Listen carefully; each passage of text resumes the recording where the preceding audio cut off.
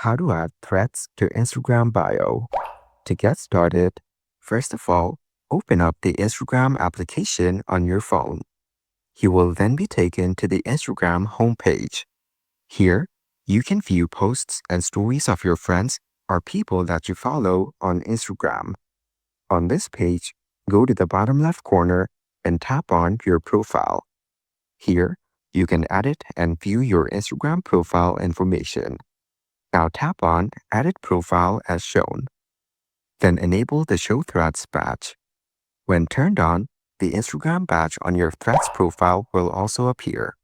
Now, go back to your profile and refresh the page.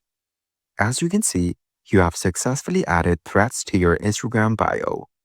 You can also share your Instagram profile with your other friends by tapping on the Share Profile option beside Edit Profile.